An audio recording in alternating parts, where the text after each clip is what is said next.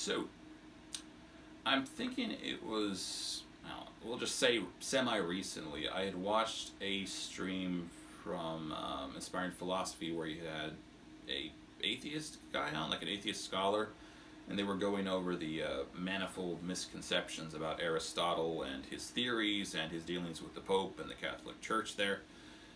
It's actually kind of interesting. It's worth a watch if you ever get a chance. But I think that's kind of what had made this whole idea click in my head.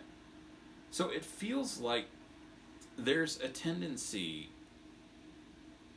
to disregard the majority consensus on an issue, and people maybe apply it differently and at different times. And I'm not saying it's never warranted. There are certainly situations, well, maybe to start with, the term often used is everyone knows, right? Everyone knows that blank is the case. And for the record, I think everyone knows is probably quite often a misnomer. Most people believe that blank is the case, right? And in addition to that, there are certainly situations where people don't really have intimate knowledge of the thing that they quote-unquote know. So what they basically know is just the prevailing consensus. It's not something where they did the work and they all collectively studied this thing. They just heard a theory from such and such a popular place or scholar or whatever, and now they all know that that's the thing, right? Apart from that, though, it feels like people can use or misuse this whole idea of like just disregarding the majority consensus. So you can imagine a conversation that would go something like this. Person A says, everyone knows that blankety blank is the case. Person B says, well, 400 years ago, everyone knew that the world was flat. And everyone knew that the world was the center of the galaxy, right? That the Earth was the center of the galaxy, right? So you get the idea, like, they'll probably cackle with glee. Advantage met, right?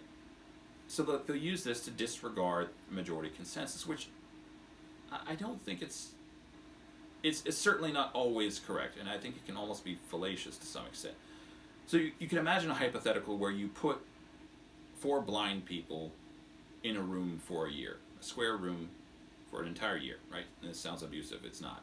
It's completely hypothetical. I've never done this. But after this year, after they've lived and slept and worked and spent their entire lives in this square room for a year, you come into this room and say, hey, guess what? You're actually in a circular room. Do you think anyone's going to buy that? No.